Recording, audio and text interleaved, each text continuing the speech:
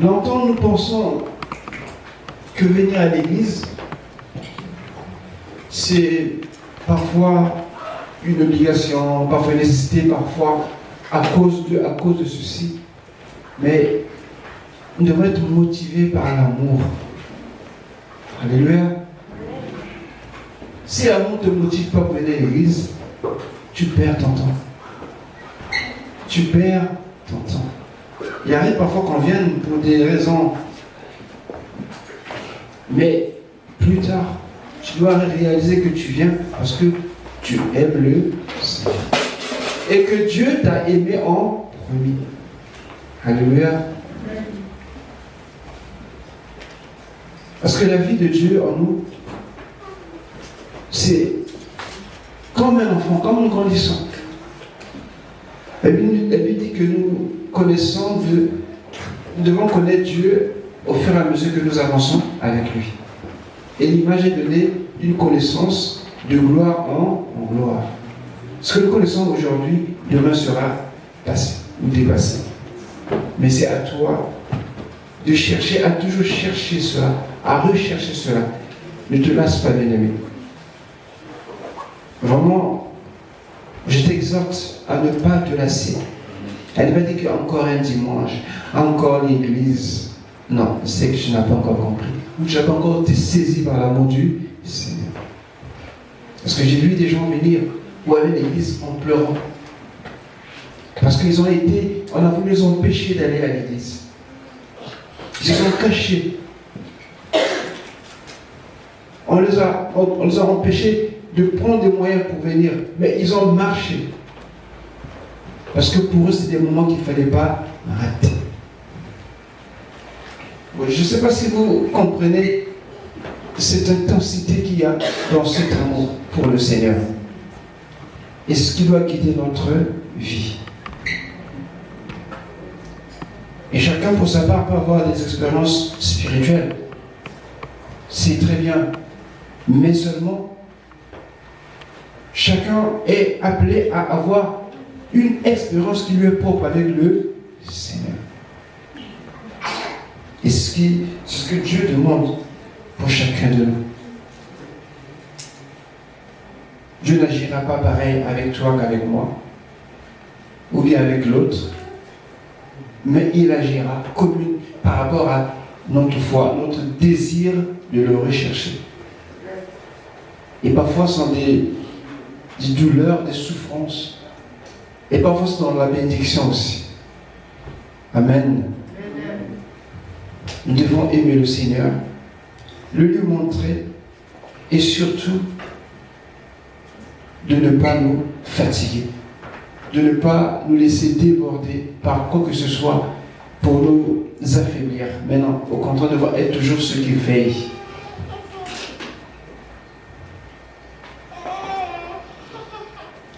Jésus disait que l'amour d'un grand nombre se refroidira dans les temps de la fin. Veillons que cela ne nous arrive pas, bien-aimés. Quand tu es tiède, que le Seigneur puisse encore te réchauffer. Ce matin, je bénis le Seigneur de ce que nous avançons tout doucement. Et il ne reste que presque 2 mois pour clôturer 2024. Amen. Amen. Les années passent. Il y a des choses qui se font. Il y en a qui demeurent. Il y en a qui restent à faire. Mais c'est la vie. Il n'est jamais trop tard avec le Seigneur. Il maîtrise le temps. Il gère les circonstances. Tout ce qui t'effraie, Dieu a le contrôle.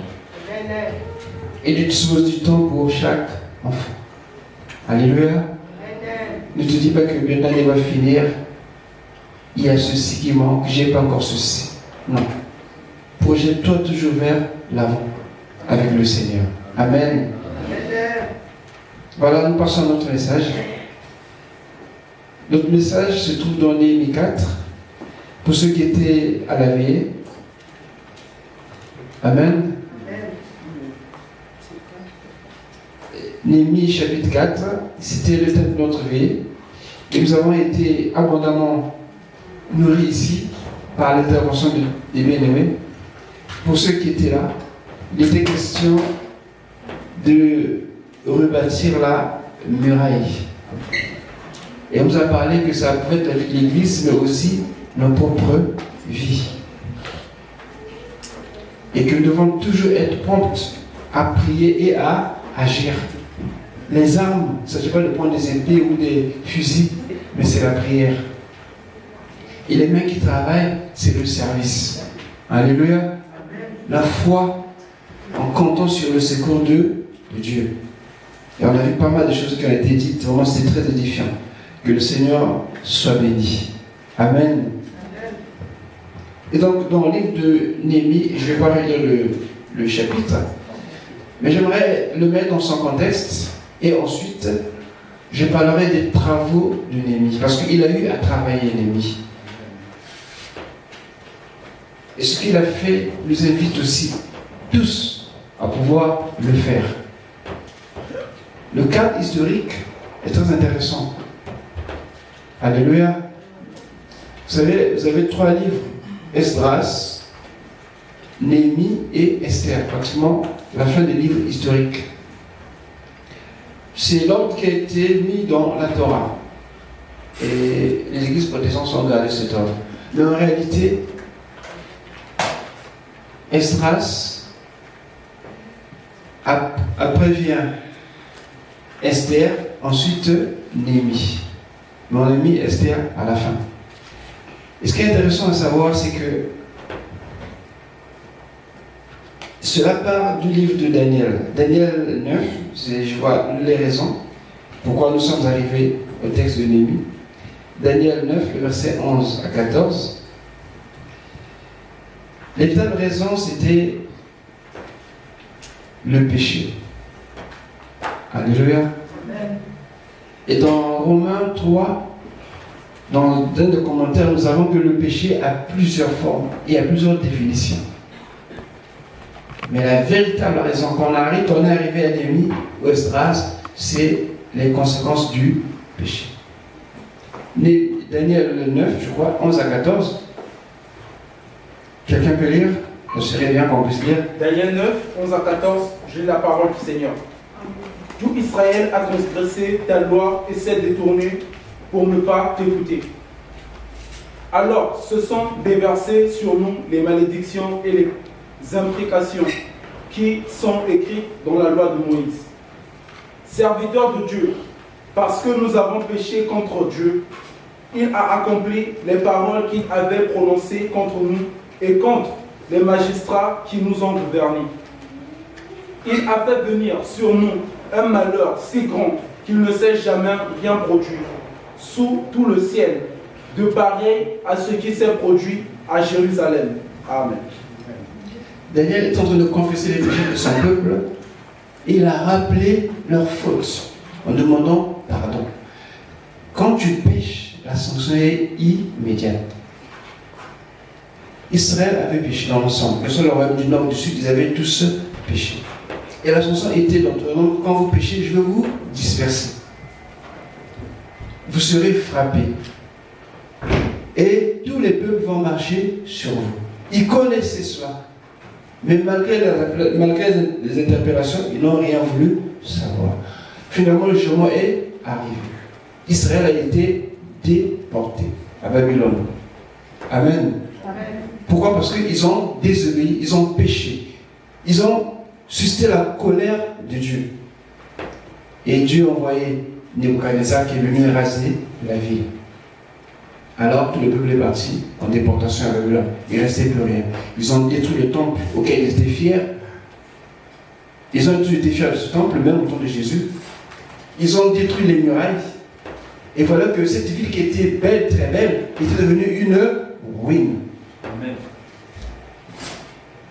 Et voilà le contexte dans lequel nous nous trouvons.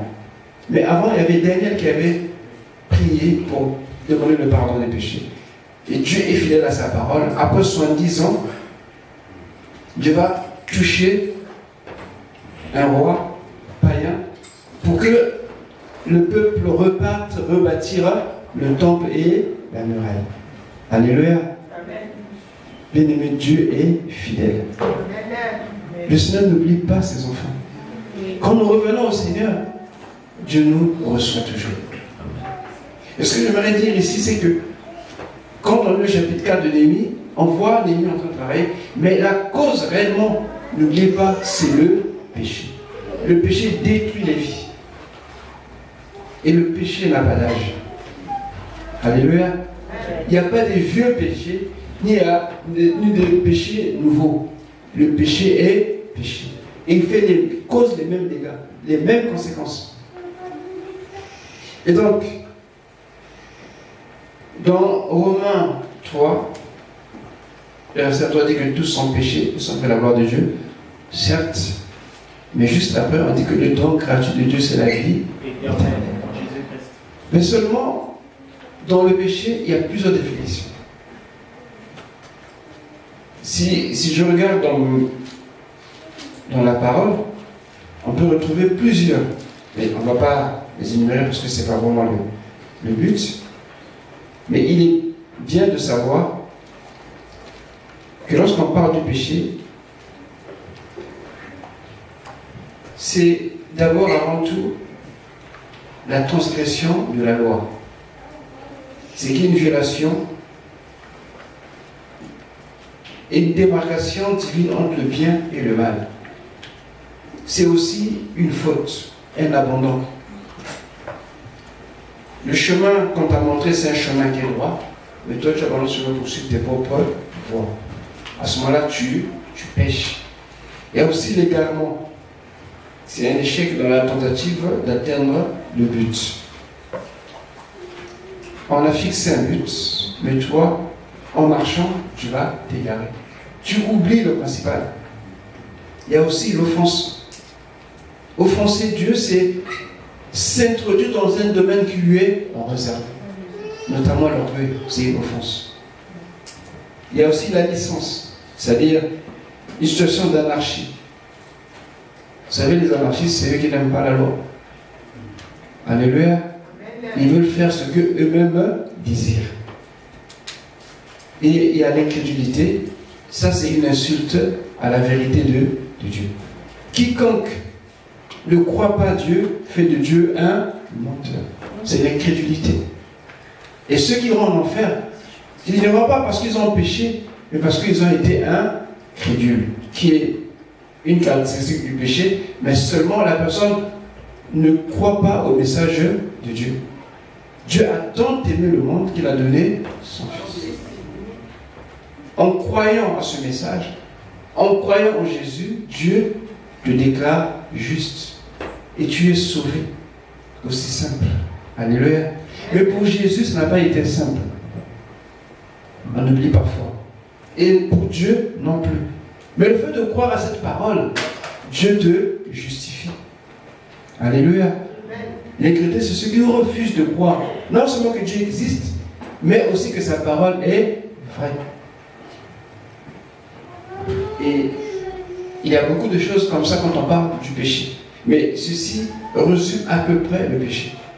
Pour voir que Israël, pendant qu'il était là, toutes ces choses, Israël les a commises. Et nous faisons presque la même chose. Chacun dans son état, chacun dans son lieu. Et donc, je reviens à l'histoire de Néhémie. Donc, quand Dieu avait touché ce roi pour rebâtir les murailles, le temple, ça s'est fait en 3 phases. La première phase, le premier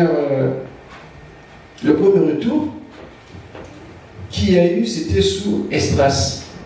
Enfin, pas Esdras, c'était sous Zorobabel et Josué, le sacrificateur. Pour ceux qui lisent le livre de Zacharie, ces noms-là ressortent. Zorobabel, qui était un prince de Juda, le gouverneur, un descendant de David, et il y avait Josué comme souverain sacrificateur. C'était la première vague qui était venue. Et après,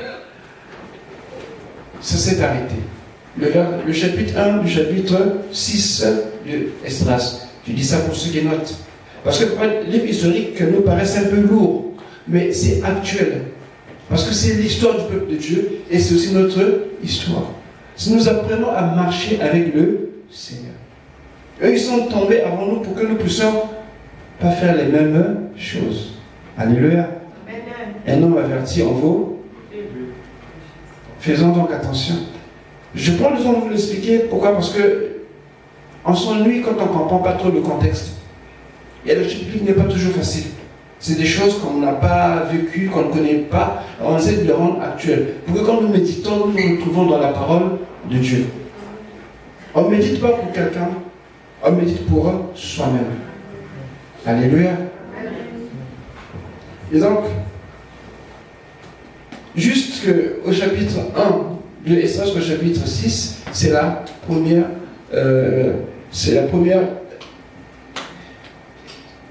C'est le tout premier début du retour. Dans la première étape, commence par 1 à 6 de Esdras. C'est intéressant. Et après, ça s'est arrêté.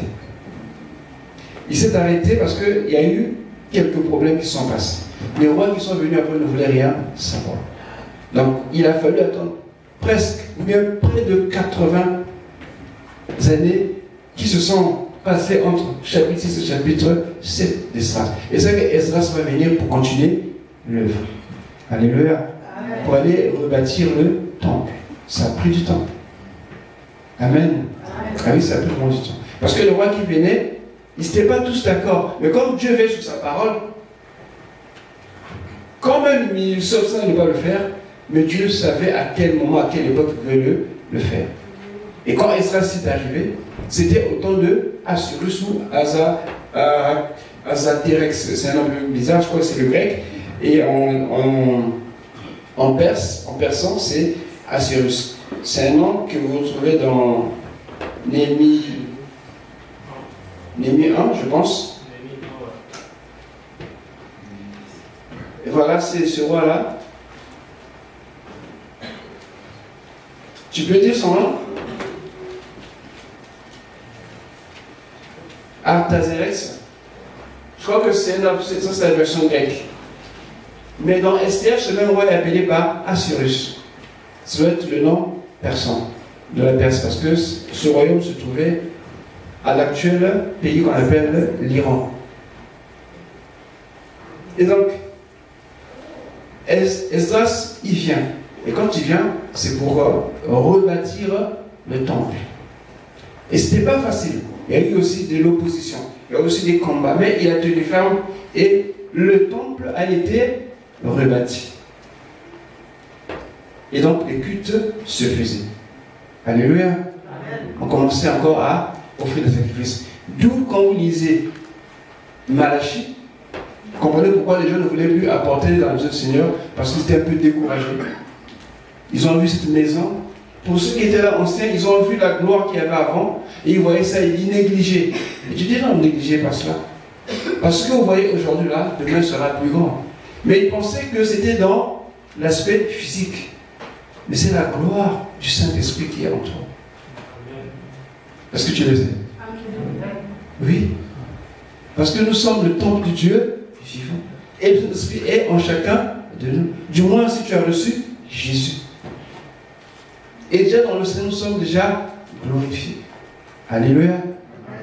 Et Jésus, Dieu disait que la gloire de ce deuxième temple sera plus grande que celle de la première maison. Cela parlait de toi et de moi. En attendant que Jésus revienne, réinstaller le temple comme celui que le prophète Ézéchiel va décrire dans sa vision. Ce sera le temple durant le millénium. Les choses de Dieu sont tellement bien établies que parfois on se perd. Parce que c'est sous la prophétie. Et aussi il y a l'histoire dedans. Mais c'est bien de faire extrêmement attention. Ensuite, quand Esdras vient, nous avons les prophètes Zacharie,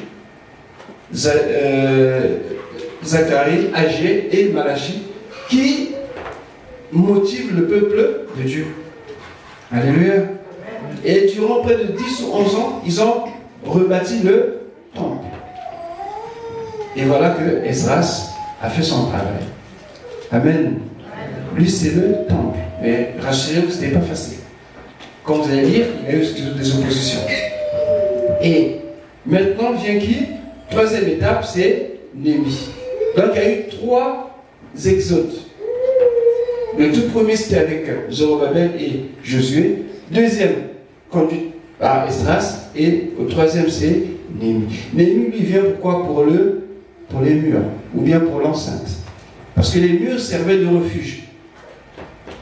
Quand il y avait des invasions, le peuple qui était à l'extérieur courait se réfugier dans la ville. Et c'est une protection. Et quand Reçu reçoit le message, vous voyez ce qui est dit ici. Néhémie 1, le verset 3. Je prends le verset 2. Anani, l'un de mes frères, et quelques hommes arrivèrent de Juda.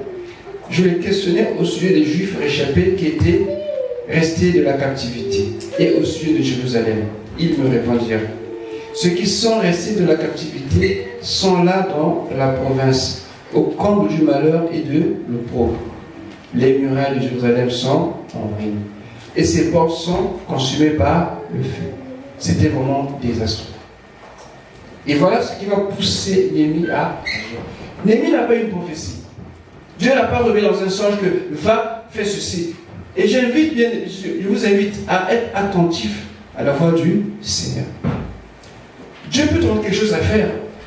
Tu dis que non, que c'est moi-même. Non, c'est Dieu qui te parle.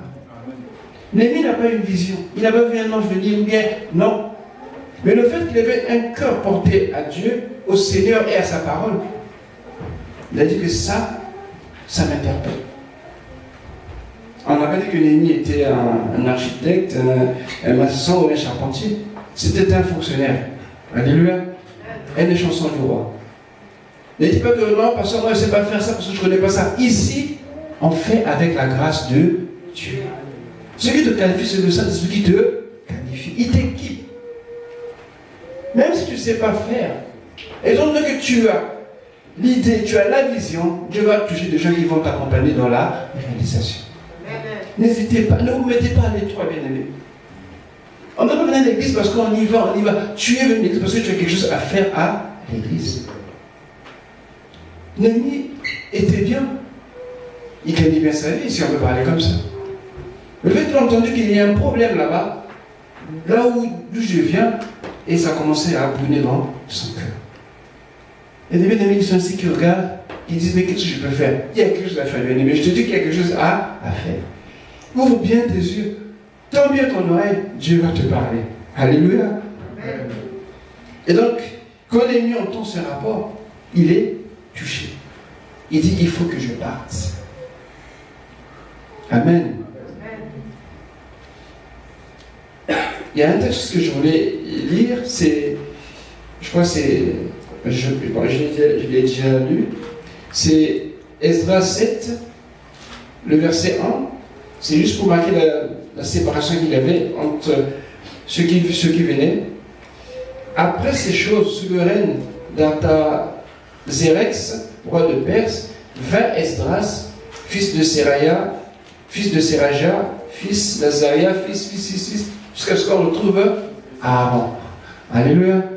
Je disais à ma femme: est-ce que tu sais qu'Esdras, c'est l'arrière petit-neveu de Moïse? Alléluia.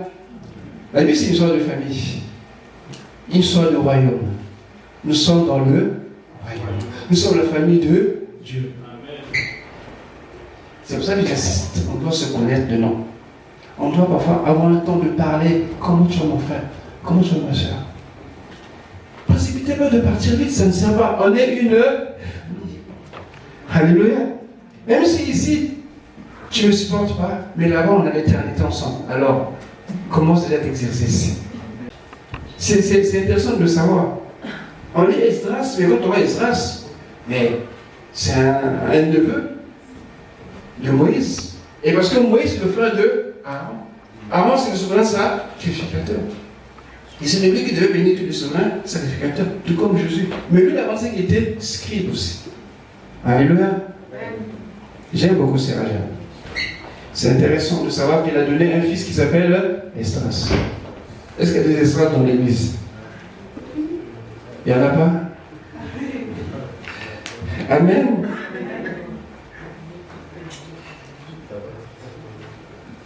Donc, ce roi, c'est Assyrus que je disais. Dans le temple a été rebâti, a été reconstruit. Le temple, en fait, ça part du cœur. Et je voulais faire une application personnifiée des murailles. Ce qu'on a dit vendredi soir ici. Je voulais en faire une application personnifiée. Ça veut dire que, pour moi, les murailles représentent ce que nous sommes. Alléluia.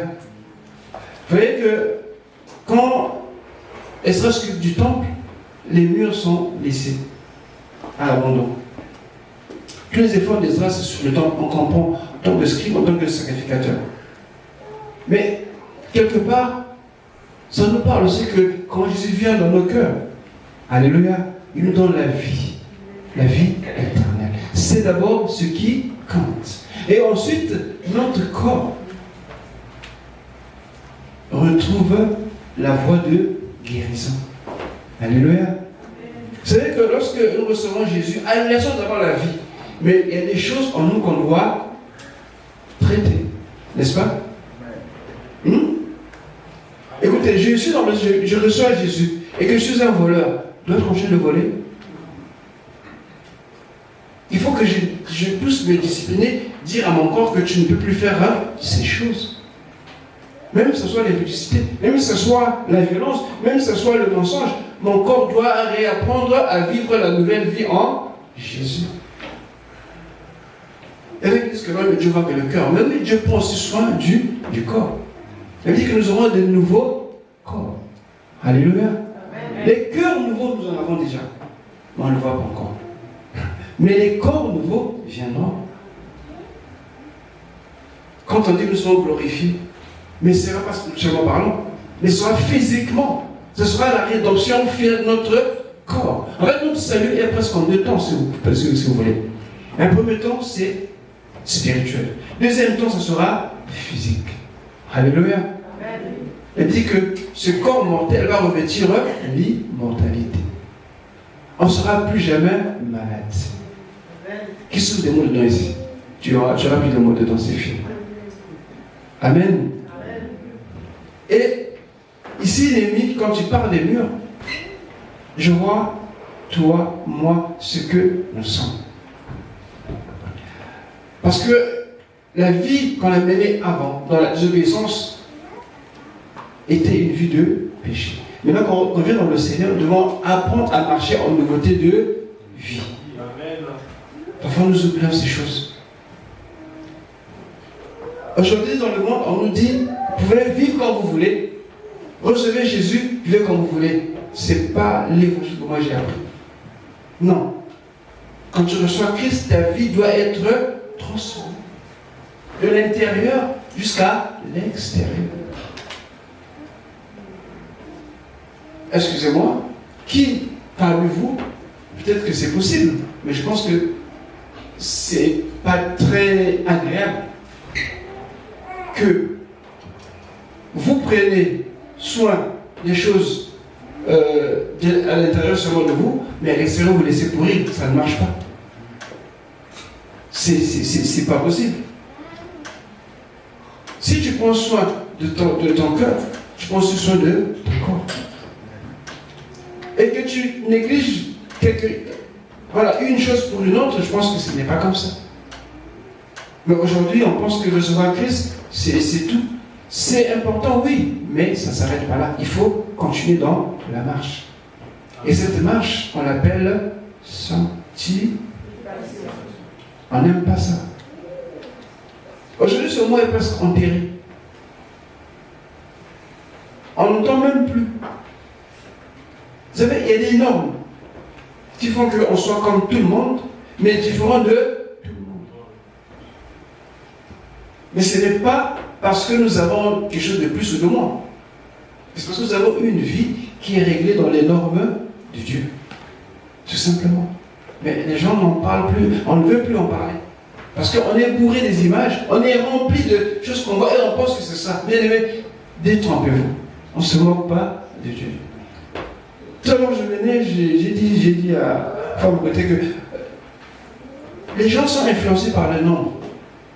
En fait, c'est un peu la culture d'ici en Europe. Les statistiques, les chiffres. Quand on parle de banditisme, on ne parle que des chiffres.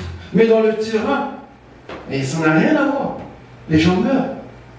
Alléluia. Les gens souffrent. Mais les gens comptent les chiffres. Par 2 fois, je vais parler avec un homme de Dieu. Vous êtes combien? On a dit, je compte pas. À chaque jour suffit sa peine. À chaque dimanche suffit sa peine.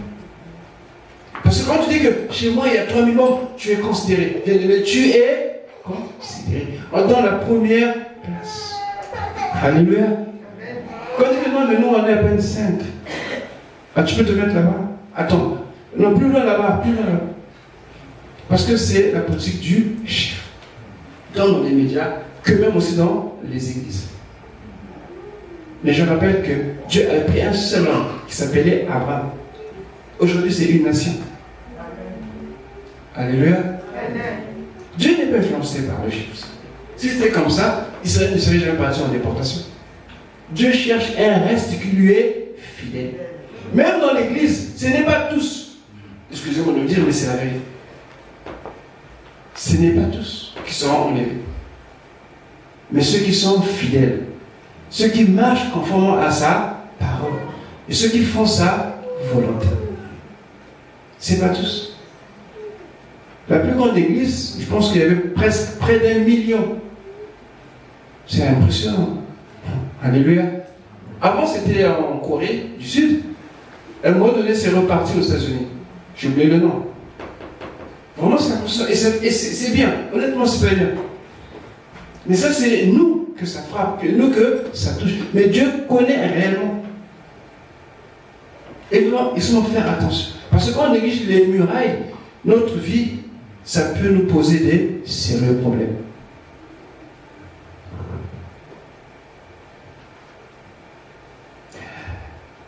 Et donc, Néhémie, il va s'atteler à ces 2 tâches. Et ça va me rappeler Luc 5, le verset 38, je pense. Quelqu'un peut lire, s'il vous plaît? J'ai vu ça dans ce contexte. Luc 5, verset 38. 38 ou 39, je ne sais pas. Essayez de commencer par le 38. Luc 5, 38, j'ai la parole du Seigneur. Mais il faut mettre le vin nouveau dans des outres neuves. Et les 2 se conservent. Et aussitôt après avoir bu du vin vieux, personne ne veut du nouveau. Car il dit, le vieux est meilleur. Amen. Ah, ça c'est vrai. Juste la première phrase, s'il vous plaît. Tu reprends la première phrase. On n'est pas des amateurs de vin ici, mais l'exemple est bien celui-là. Juste la première phrase. Oui. Mais il faut mettre le vin nouveau dans des outres neuves. Il faut mettre le vin nouveau dans des outres neuves. Alléluia.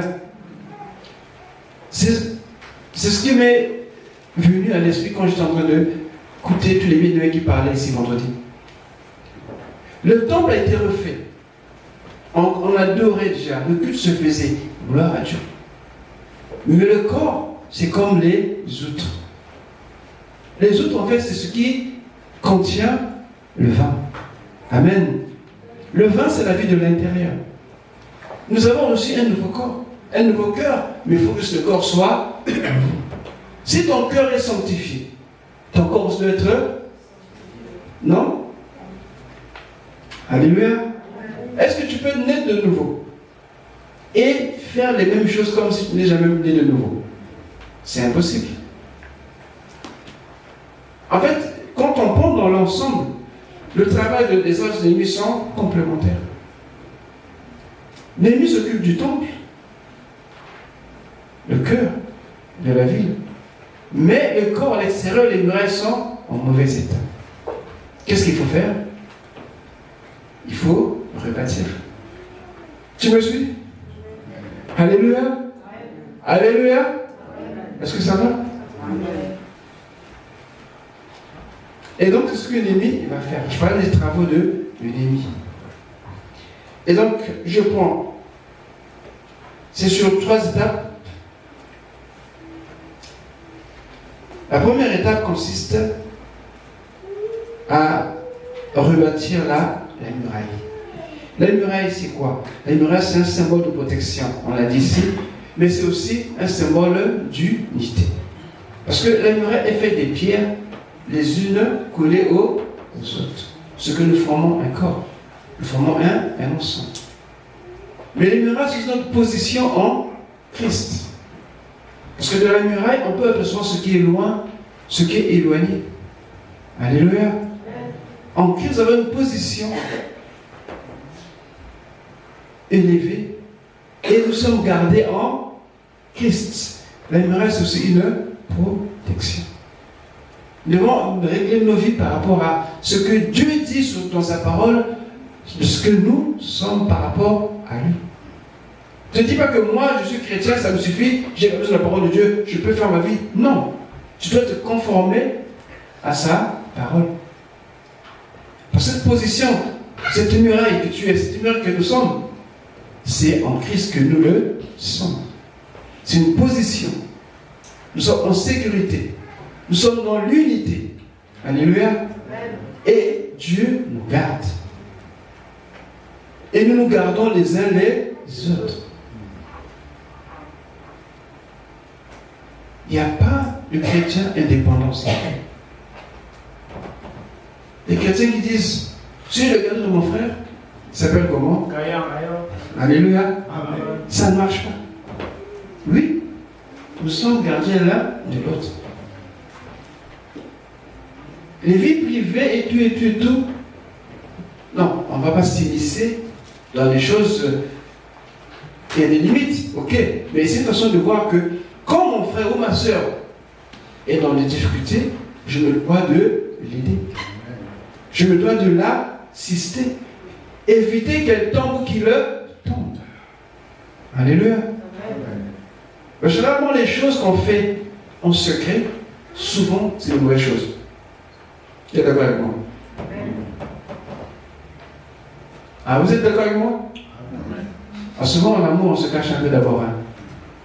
Alléluia. On se cache d'abord, non? Non. On se cache d'abord. Et après, on monte la tête. Je ne sais pas pourquoi, mais c'est comme ça. Mais ici, on est dans le cadre de la sanctification. Nous devons essayer de faire attention. Soit une muraille, soit un protecteur pour ton bien-aimé. Et ça parle aussi de notre corps. Le péché nous a détruits. Physiquement, mais aussi spirituellement.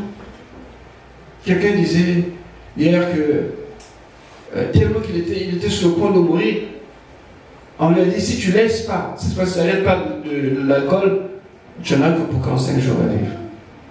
Tellement qu'il était allumé de l'intérieur, les médecins lui ont dit, tu ne plus prendre ne fût-ce que même pas un petit quart. Il est obligé d'accepter. Mais à quel point? Et on ne sait pas encore s'il va mettre longtemps. C'est pour ça que quand Dieu te dit du péché, ne repars plus dans ces choses. Ça va te détruire. Tu seras une muraille détruite, ruinée, qui ne servira à rien. Et ça, c'est ce que nous retenons d'abord. Deuxième chose que nous retenons, on nous parle des portes. Les portes étaient brûlées. Et les portes, avant de cesser à quoi? Ça peut fermer, ça peut ouvrir. Il y a autre chose que ça peut faire? Non? Ça protège. Dans le sens que ça peut fermer ou ça peut s'ouvrir. Alléluia. Amen. Mais une porte qui est brûlée, elle ne sert à rien. Tout peut rentrer, tout peut sortir. En réalité, quand une porte est bien, il y a une clé pour l'ouvrir ou bien pour la fermer. Mais les portes parlent de ce que nous avons dans notre domaine de souveraineté, la volonté. Tu peux dire oui ou tu peux dire non. C'est toi qui choisis. C'est ta volonté. La porte est notre volonté. On peut l'ouvrir quand on veut, on peut la fermer quand on ne veut pas. Et quand elle est détruite par le péché, tu n'as plus le jugement de savoir ce qui est bien ou de ce qui est mal. Tout rentre et tout sort. Tu n'as plus de personnalité. Pourquoi? Parce que le péché t'a complètement abîmé. Mais même que les conséquences des murs de Jérusalem, c'était les péchés que eux-mêmes ils ont causés. C'est pas Dieu qui a fait cela, mais à cause de leurs péchés, ils ont été punis. Quand nous sommes dans le péché, bien aimé, nous nous détruisons nous-mêmes, de l'intérieur et aussi de l'extérieur. Il y a des chrétiens qui n'ont pas de volonté. On dit ne fais pas ceci, ne va pas à l'église, non, il ne va pas aller à l'église. Ah, mais tu vois, ça, je vais même prier, mais ma femme n'aime pas que je vienne à l'église. Ah. Non, mais je vais même prier, mais mon mari, lui, il ne veut pas aller. Parfois, c'est la famille. En fait, la volonté, c'est le côté souverain que nous avons. Et Dieu, malgré toute sa puissance, ne nous impose pas le salut, s'il vous plaît. Il veut notre accord. Que nous l'acceptions ou que nous refusions. Nous sommes libres. Dieu attend avec quiconque, c'est sous le plan du volontariat. Si tu es volontaire de croire, d'accepter, alors Dieu t'offre la vie éternelle en son Fils. Les portes brûlées, c'est une vie sans volonté. Vouée à tout vent. Tout peut rentrer, tout peut sortir. Et c'est pour ça que même dans les églises aujourd'hui, vous voyez que beaucoup de doctrines rentrent parce que les portes ne servent plus à rien. Tu rentres, tu sors. Mais les portes, c'est fait pour garder, pour protéger. Et tu dois savoir dire non au péché. C'est toi qui diras non. C'est pas Dieu qui va dire que dis non, non. C'est toi qui diras non au péché. Dieu a dit quoi à Caïn? Le péché couche à ta porte. Mais toi, domine sur lui. Dieu n'a pas dit que moi, je vais venir quand je vais dominer à ta place. Non, c'est toi de dominer sur le péché. C'est parce que c'est ta volonté. L'ennemi devait rebâtir, devait reconstruire, devait refaire les portes. Ça parle de notre personne. Je sais que je vais personnifier ce message. Je dois savoir que tu as aussi une porte dans ta vie. Je ne sais pas ce qui s'est passé. Si quelqu'un l'a détruit ou pas, je ne sais pas. Mais ce sont les péchés que nous faisons qui détruisent ces portes, cette volonté, cette autorité que nous avons reçue. Parce que l'autorité que nous avons reçue, ouvrir la porte ou la fermer, l'Église appelle ça les clés. Parce qu'à cause de ton péché, à cause du péché, vous savez, c'est comme quelqu'un qui est pris en flagrant délit. Quel conseil vas-tu donner? Alléluia. Tu es le chef. Tu es en train de souffrir, en train de voler. Et qu'est-ce que tu vas dire à tes subalternes? Tu vas leur porter conseil? C'est impossible. Du coup, ils vont même voler devant toi. Ils vont passer. Ils vont sortir avec la marchandise. Toi, tu vas dire quoi? Puisque toi-même, tu es dedans. Parce que le péché qui n'est pas confessé, il est puissant pour te conduire, pour te diriger, pour te dominer. Être reconstruite, restaurée. Et quand je parle bien-aimé, regarde ta vie. Qu'est-ce que sont des choses qui facilement t'alourdissent ou t'empêchent, ou bien te bloquent pour avancer avec le Seigneur? Qu'est-ce que tu reçois facilement? Qu'est-ce que tu acceptes facilement dans ta vie? Est-ce que c'est comprendre la parole de Dieu ou pas comprendre la parole de Dieu? Toi, tu le sais. Ces choses auxquelles tu es souvent abonné en illimité. Non. Ta porte doit être fermée ou doit être ouverte, mais selon ton choix. Tu choisis ce que Dieu veut pour toi. Est-ce que le monde ou le diable ou les démons, tu fermes la porte? Nous avons reçu au nom de Jésus l'autorité. C'est une clé. Quand nous fermons la porte aux démons, ils ne rentrent plus. Et toi, tu fais les mêmes cauchemars. Pourquoi? Parce que tu as perdu la clé. Et ta porte est comme ça. Chaque vent qui passe, la porte est comme ça. Mais quand tu as la volonté, tu as l'autorité, tu bloques hermétiquement ta porte. Alléluia. Chaque fois quand tu es mari de nuit, chaque fois femme de nuit, chaque fois combat de nuit, chaque fois, mais je dois fermer cette porte. Définitivement. Un jour, je parlais avec un homme de Dieu. Il parlait sur la délivrance. Et il parlait de son expérience de terrain. J'ai dit, ok. J'ai dit, mais il y a aussi des esprits parfois qui résistent. Il me dit, non, c'est impossible. Je dis, ok, oui. Mais n'empêche que ce que dit, c'est vrai. Non, mais quand j'ai autorité en Christ, tu dis, je sais, c'est vrai. Mais il y a aussi des cas de résistance. Parce que le démon sait. Il te voit, il sait que toi, tu n'es pas trop... Il fait semblant d'insister pour pouvoir si réellement tu consommes ton autorité. Et parfois, dans ce que lui ne connaissait pas, que parfois ça peut être un problème aussi d'esprit humain. Alléluia. Mais quand la Bible n'en parle pas, on ne peut pas discuter sur ça. Amen. Mais ce sont des expériences spirituelles qu'on peut vivre. Mais ce n'est pas ça qui va faire le fondement de la parole de Dieu. Parce que parfois on confond un peu les choses que nous vivons. Dieu peut te faire voir quelque chose parce qu'il est souverain. Alléluia. Mais ça ne va pas mettre en contradiction ce qui est écrit dans la parole de Dieu. Faisons aussi attention. Parce que parfois on se laisse un peu trop fasciné par ces expériences-là. On aime dire toujours Amen, Amen, Amen. Mais attention aussi. Il y a des Amen qu'il ne faut pas dire aussi.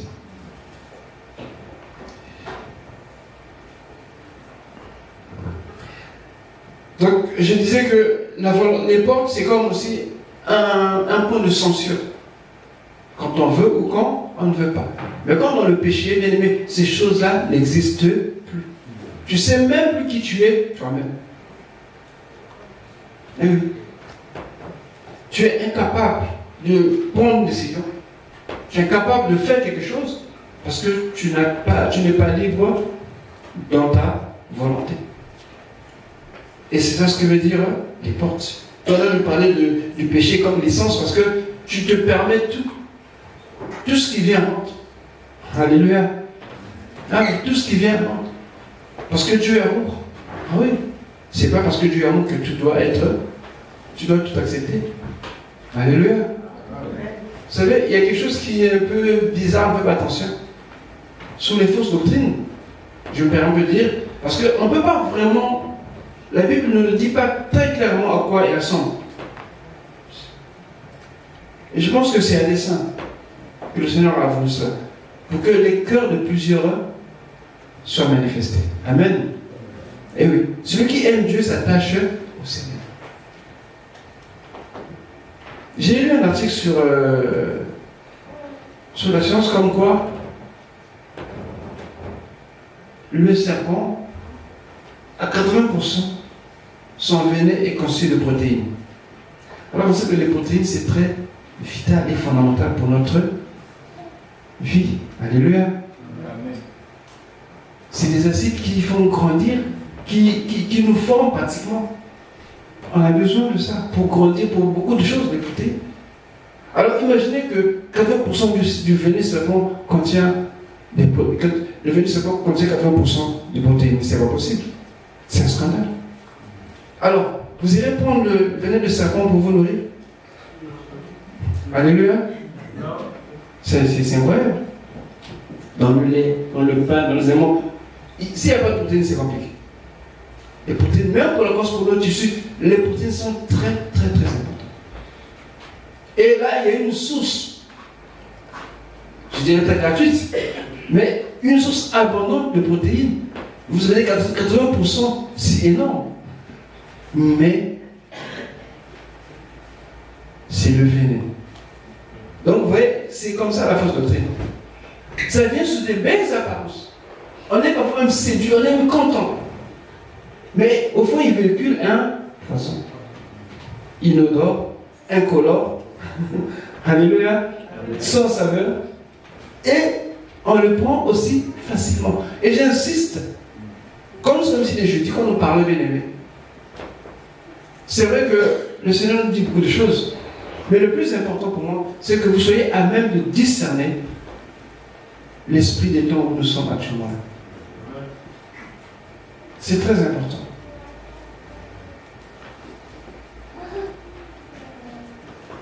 Je parlais des portes. Et pour finir, parce que j'ai noté que 3 étapes, peut-être qu'il y en a d'autres, je parlerai des décombres. Parce que sous les murs, il y avait les portes brûlées, il y avait aussi les décombres. Par définition, les décombres, c'est la poussière plus les débris, les briques ou des pierres ou n'importe quel matériau qui était là.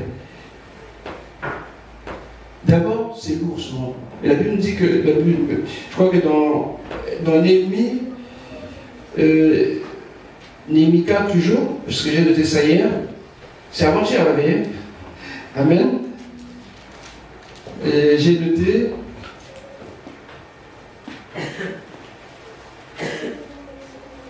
Je crois que le peuple est un peu découragé parce que c'était lourd à porter, je pense.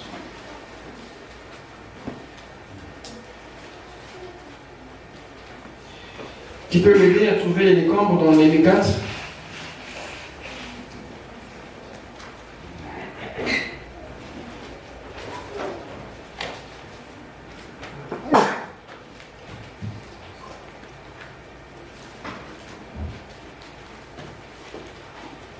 Ah, moi j'y suis.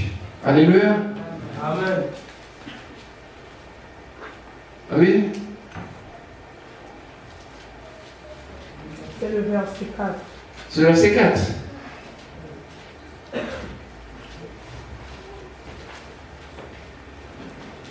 Il dit quoi le verset 4?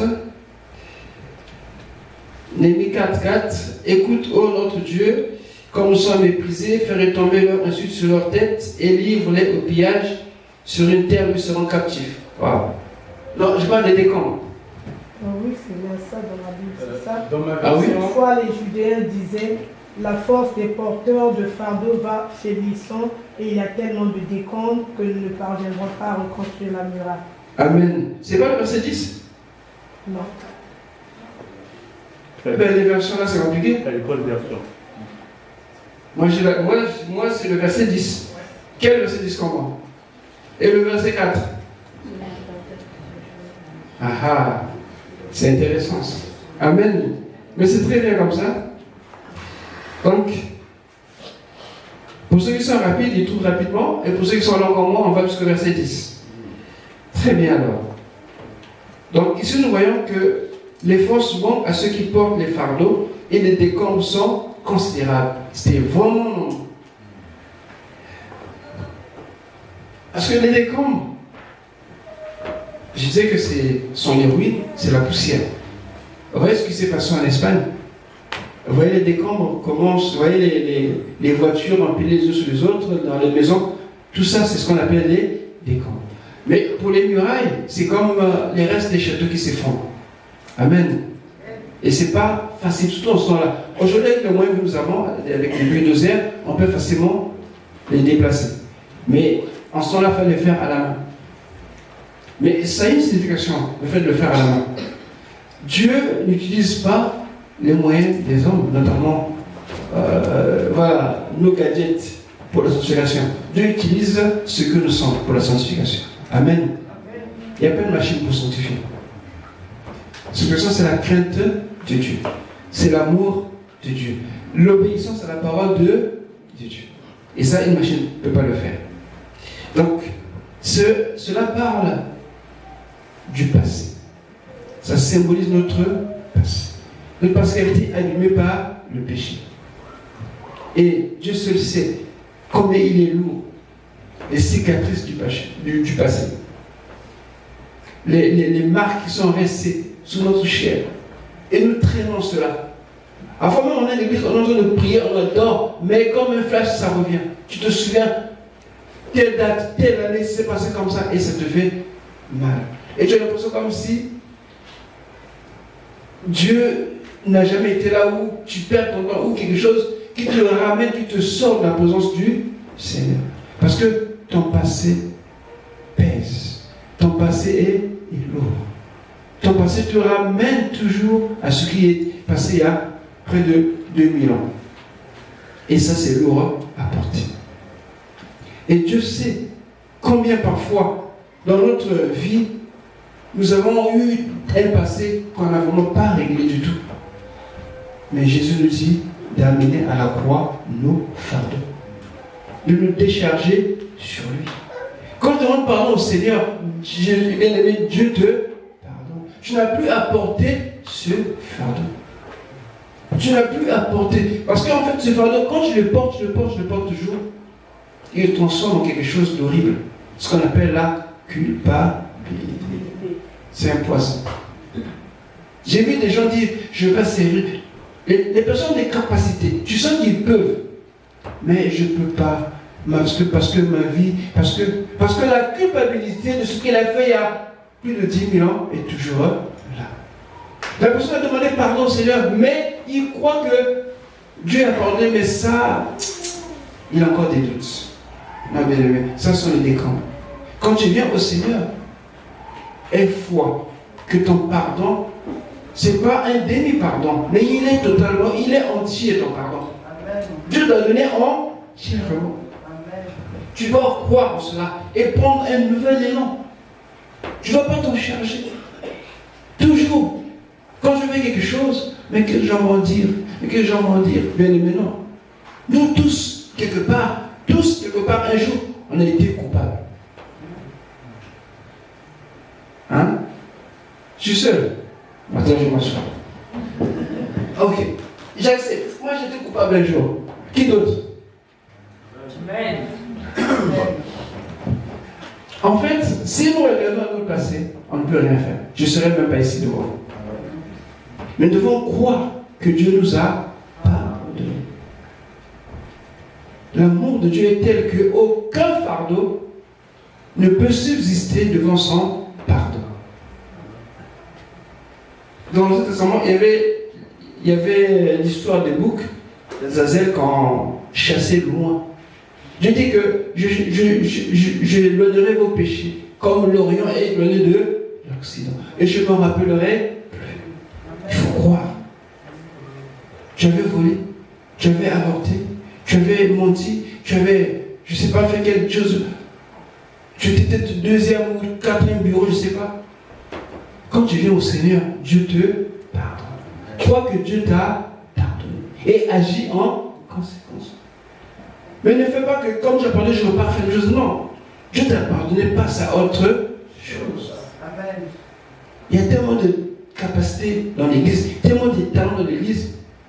Et quand je le vois, j'ai mal. Parce qu'il manque des bonnes volontés dans l'église. Alors qu'il y en a plein. Mais pourquoi ils ne font pas? Parce que leur conscience les accuse.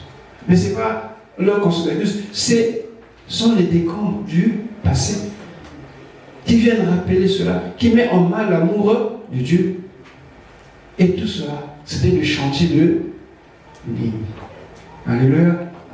Il s'occupait des murailles, des portes, des décombres, mais vois cela étant notre vie, étant ta vie à toi. Et hier, quand les bien-aimés intervenaient, on est arrivé à la conclusion que non, il faut voir ces choses comme étant notre vie. Remarquez, je ne parle pas de Sambala, de Tobija, de qui d'autre? Les Ammonites, des Arabes. Alléluia.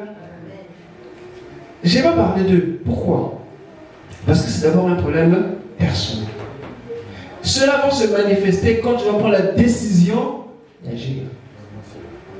Tant que tu n'agis pas, ils sont calmes. Alléluia. Il se passe rien. Si tu veux les démasquer, alors change de mentalité. Commence à réparer ta muraille. Commence à réparer tes portes. Commence à relever les décombres. Et là, tu vas les voir se manifester. Et tu sauras que tu es sur la bonne voie. Amen. Alléluia. Donc, pour conclure, j'aimerais te dire cette vérité qui est à mes yeux paraît fondamentale dans le livre de Néhémie 4, que nous devons avec courage, foi et détermination, comme Néhémie l'a fait, rebâtir notre intégrité physique et spirituelle. Ah oui. Parce que les gens vont dire, ah toi tu pries, toi tu crois à faire ceci. Oui, ça ne m'enverra pas. Les gens parlent.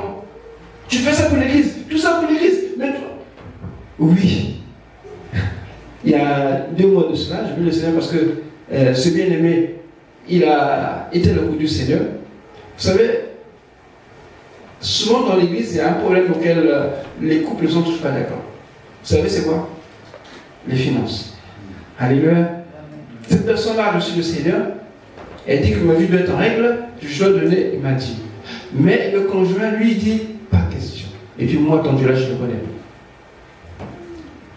Elle vient me voir. Non, pasteur, voilà ma situation, je veux bien.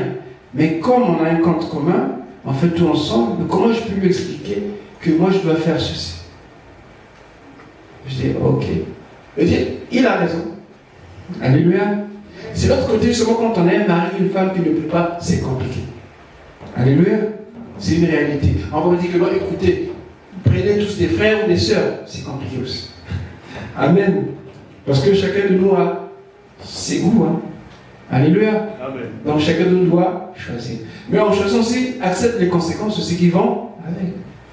Alléluia. Parce que quand tu vas dire que obéir à la parole, toi tu auras le choix entre obéir à Dieu ou obéir au conjoint. Et que ferais-tu? C'est compliqué. Et parfois ça devient un cas de conscience. Et c'est pour ça que Dieu, pour nous mettre à l'abri, il dit non, c'est mieux d'épouser quelqu'un qui a la même foi que toi. C'est un conseil avisé. Mais ce n'est pas une obligation. Parce que le mari ou la femme peut aussi changer. Pourquoi pas? Amen. Alléluia. Ah, ça ne vous réjouit pas ça? Et donc j'ai dit à cette personne, écoute, elle a raison. L'autre a raison. Et ce que tu vas faire, on va le faire ensemble. On va simplement prier. Prier pour que Dieu touche son cœur.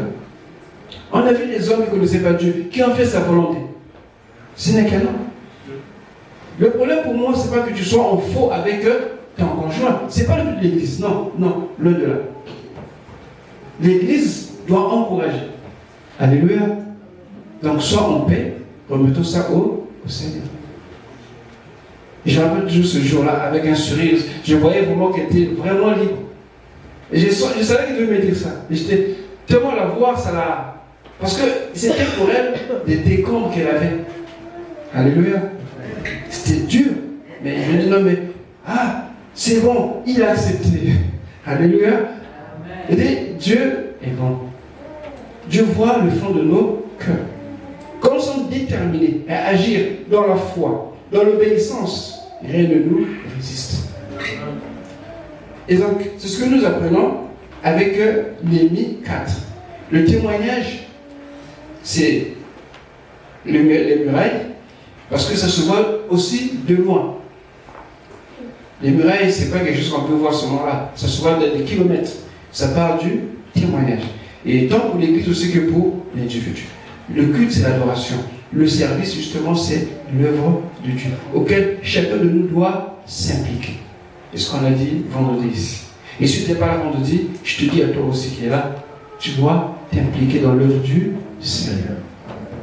Parce que tout ceci, c'est bien. Jésus l'a fait à la croix. Mais dans la suite, chacun de nous doit s'y mettre. Alléluia. Que le Seigneur te bénisse. Avant qu'on puisse prier, est-ce que quelqu'un parmi nous n'a pas encore reçu Jésus comme Seigneur et Sauveur dans la salle? Est-ce que quelqu'un n'a pas encore reçu Jésus? C'est-à-dire la vie éternelle. Parce que parfois il arrive qu'on va à l'église, qu'on écoute les messages et qu'on repart, mais qu'on n'a jamais reçu Jésus. Le but, c'est justement de donner, d'accorder le salut à quiconque croit. Et si tu n'as encore pas encore reçu Jésus-Christ dans ta vie, je t'inviterai de te lever. Je vais prier avec toi. Alléluia. Se recevoir Christ, c'est la meilleure des choses qui soit.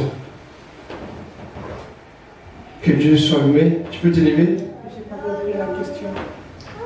C'est ça que je n'ai pas compris la question.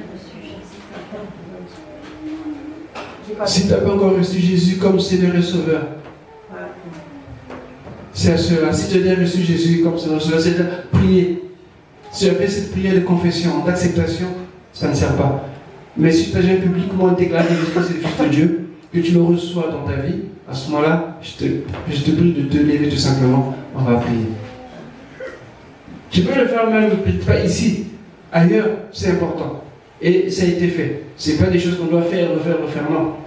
En ton âme et conscience, tu sais que tu n'as jamais prié. Tu n'as jamais invité Jésus dans ta vie. Peut-être que tu le connais par le nom, par l'histoire, par les gens, mais toi-même ouvrir ta bouche, dire que Jésus, je te reçois aujourd'hui, viens dans mon cœur. Si tu n'as jamais fait cela, Tu me lèves ta main, on va prier. Amen. Que le Seigneur soit béni. On peut tous se lever alors pour rendre grâce au Seigneur. Et ce que tu as reçu, ce que tu as retenu,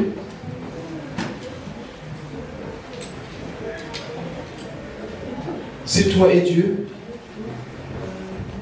Tu t'engages à obéir, tu t'engages à servir, tu t'engages à t'impliquer. Néhémie vraiment nous montre que ce n'était pas un diacre, ce n'était pas un ancien, ce n'était pas un pasteur, c'était quelqu'un de commun comme toi et moi. Amen. Mais qui a eu à faire les choses de Dieu, à s'impliquer dans l'œuvre de Dieu. Et aujourd'hui, nous parlons de Néhémie. Et je pense que Néhémie n'était pas seul. Il y avait plusieurs. Mais lui, il s'est levé à ce moment-là, s'est décidé à ce moment-là d'agir. Et ma prière, c'est que toi aussi, tu fasses la même chose. Nous sommes nombreux, mais je ne sais pas qui le Seigneur va toucher en ce moment. Serait-ce moi, serait-ce toi? Mais la réponse est simple, c'est ta foi. Alléluia. Simplement ta foi. Prions. Nous te rendons gloire, notre Dieu, parce que tu nous connais, Seigneur, et que tu établis, Seigneur, des choses pour lesquelles tu as arrêté dans ta sagesse, pour que en Jésus et par Jésus, nous puissions les vivre, les appliquer et te rendre témoignage. Seigneur, nous te bénissons. Nous te rendons gloire pour ton amour, nous te rendons gloire pour ta bonté à notre endroit. Ô Père, je te dis merci. Loué soit ton nom. Béni soit ton nom. Puisque ton esprit nous visite. Puisque ton esprit parle à nos cœurs. Puisque ton esprit, Seigneur, nous convainc à l'instant. Puisque ton esprit agit en profondeur dans nos vies. Nous te rendons gloire, Seigneur. Nous te bénissons.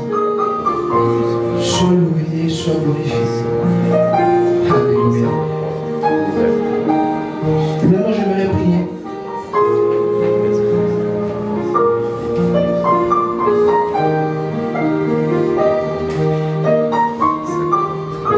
Toi dont la vie a été détruite par le péché. Autrefois tu étais, mais aujourd'hui en Christ, des choses